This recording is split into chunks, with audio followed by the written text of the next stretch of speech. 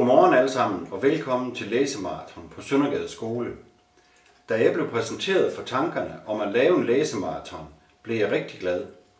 Både fordi vi har nogle lærere, der gider at bruge så mange kræfter på at planlægge et så stort arrangement, men også fordi læsning er en af de allervigtigste discipliner at kunne mestre.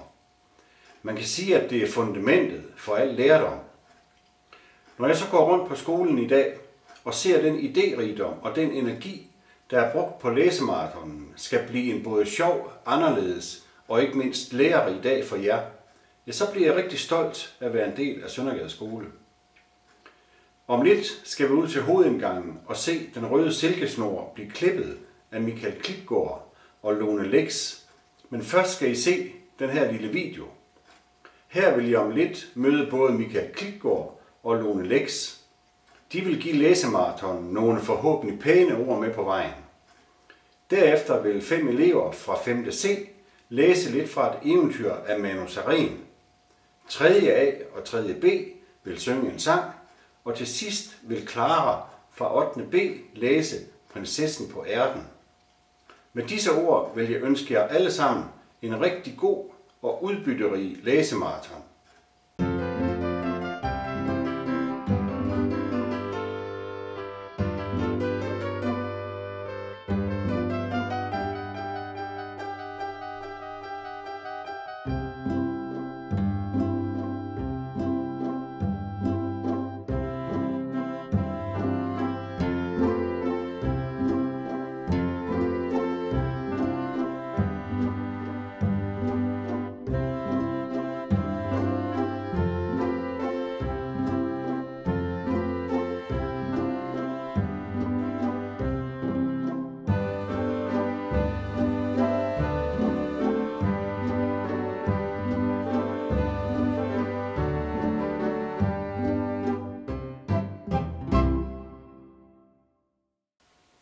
Goddag, jeg hedder Michael, og jeg er borgmester i Brønderslev Kommune. Det er dejligt at være herude på Søndergade Skole her i dag. Kan I huske at få læst op? Og det at læse en bog, fornemmelsen af at hygge sig, fornemmelsen af spændingen ved bogen. Det at læse, det betyder rigtig meget for os alle sammen, og jeg sætter rigtig meget pris på ord. Jeg er egentlig stolt af, at man laver en læsemarathon på Søndergade Skole, hvor I nu skal arbejde med ord og læsning i 24 timer. Det er en fantastisk god idé. Det er nemlig vigtigt at kunne læse. I dagens Danmark, der er sproget utrolig vigtigt. Det at kunne det er vigtigt for, hvordan vi har det, og om vi kan få et godt job og den slags ting. I det hele taget, det at kunne noget er vigtigt, og det vil jeg opfordre jer til, når man sætter sig i spidsen for, at der skal ske noget, og holder fast i det, så kommer man nogen vegne. I dag kommer Yahia Hassan her på skolen. Han har gået på forfatterskole i Brønderslev. Og det synes jeg faktisk, det også viser, at vi har en rigtig god kommune, at vi har en forfatterskole, der kan være med til at hjælpe nogen, der har lyst til at arbejde med sproget. Det at være kendt for noget, der er reality show og andre ting, men det at være kendt for at kunne noget, det er vigtigt. Og at vi tør at sige, at vi vil arbejde på at blive den bedste, på at sætte en rekord, det er der al ære og respekt for. Det synes jeg er godt, at I gør, og jeg håber, at I og andre af vores kommunale skoler vil arbejde på den måde fremover, sådan at vi kommer på landkortet for noget rigtig godt. Nu om lidt mødes vi i skolegården, hvor jeg sammen med Lone Lex skal sætte gang i læsemaratonen, og det glæder jeg mig til. Gå på med krum hals og held og lykke med det.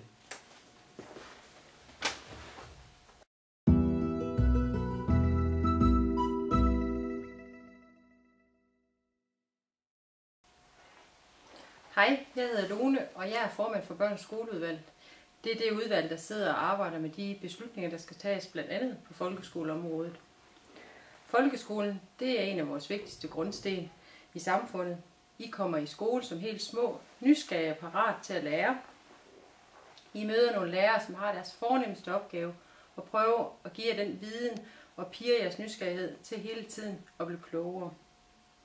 Så efter 9-10 år, så skulle I gerne ud af folkeskolen og have mod på at gå videre med andre uddannelser. Der kan være dage, hvor dynen den er tung, og det er svært at komme i skole. Men jeg håber ikke i dag er en af de dage. Det glæder mig, at i de næste 24 timer skal I i gang med et læsemarathon. De næste 24 timer vil I være rollemodeller for andre. I vil blive beundret. Man vil kigge op til jer. Vil kigge på, at I har mod, I viser vilje og I viser engagement. I vil påvirke andre. I vil glæde dem. I vil forhåbentlig nyde det her og have gode minder med jer efter jeres læsemarathon. Nogle af jer vil komme til at grine sammen, og nogle af jer vil diskutere noget af det, I har læst. I vil være enige, I vil være uenige. Noget er måske lidt trist og lidt uhyggeligt, men så er det jo godt, man kan sidde sammen med nogle andre. Uanset hvad I læser, og hvem I læser for, så vil I have påvirket jer selv og nogle andre på en positiv måde. Og i morgen vil I alle sammen kunne sige, at I har gjort en helt stor forskel. I er noget unikt, og derfor har I også min største respekt. Jeg kender Søndergade Skole som en rigtig engageret skole. I har rigtig dygtige lærere, som arbejder på at gøre jer til de bedste. De vil gerne sørge for, at I får en god fremtid. I de næste 24 timer står den på at læse, og det handler om ord. I får lov at møde den kendte forfatter, Yahya Hassan. Han har selv oplevet, hvad det gør at sætte ord på sine oplevelser, og det har forandret hans liv i mange retninger. Og selvom I ikke alle bliver kendt, som han gør, så vil I alle sammen opleve, hvad det at læse og skrive har af betydning for jeres fremtid. Jeg kan selv godt lide at læse bøger, og det er uanset om det er en sjov og spændende bog som Harry Potter, eller det er mere over i krimigenren som Jussi Adler. Nogle gange så er det mest faglitteratur, som skolereform, men den er også vigtig. Nogle gange så læser jeg med mine børn, det er tegneserier, og nogle gange så vælger de bare at fortælle ud fra tegningerne. Nogle gange så tager vi måske computeren og får læst bogen op. Det er næsten lige meget, hvordan man får historien eller bruger det. Bare det er dejligt. Jeg håber, at I alle sammen bliver rigtig glade for at læse. Med en god bog, så kan man næsten forsvinde i en anden verden, og det kan man nogle gange have brug for. Og om det er en spændende verden som Harry Potters, eller det er en skræmmende verden som nogle af de andre, man kan læse om, så er det lige meget. Bare man er tryg og har det godt, når man læser det.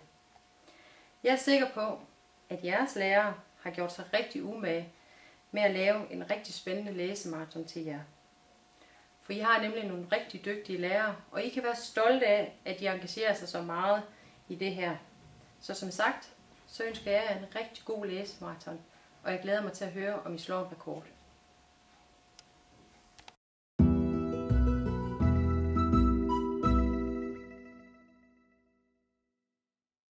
Vi vil gerne læse et lille stykke op af Klods Hassan af Manu Sareen.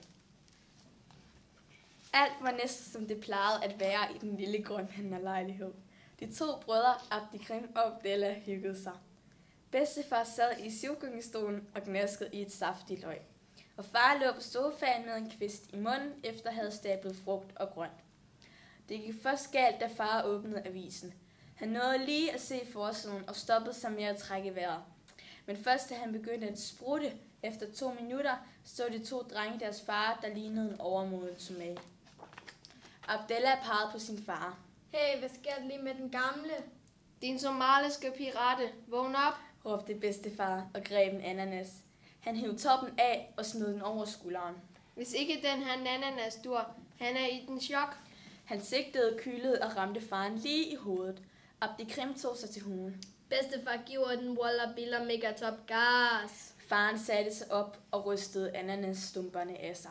Det står her i Afrika Nyt. Var din pungrottebrud, råbte bedstefaren. Tal! Faren prikkede på en stor, tyk mand i hvid jakkesæt på forsiden. Den mand er Kunta Kinte, en stor mand med mange guldtænder. Tal mere om Kunta Kinte, råbte bedstefar. Han var vores høvding i Somalia, så rejste han hertil, og nu ejer han Kunta Kinte Grill og Kunta Kinte Klip. I Kunta Kinte Grill laver de byens bedste kyllinger, og i Kunta Kinte Klip kan de klare en somalisk klip på 5 minutter. Far talte så spyttede sprøjtede. 5 minutter. Bedstefaren hævede sig i sivgyngestolen. Byens bedste kulling. Jeg forstår ikke. Tal endnu mere. Kunta Kinte ville finde prinsen på den hvide kamel til sin datter Umfufu. Han så på sine 2 sønner og slog ud med armene. Og den der får Umfufu får også Kunta Kinte Grill og Kunta Kinte Klip. Allahu Akbar. Drengenes far smilede med sin guldtand. Jeg er sikker på, at hun vælger en af jer. Hvad, mand? Hun vælger mig. King Kong fra Afrika. Udbrød Abdallah.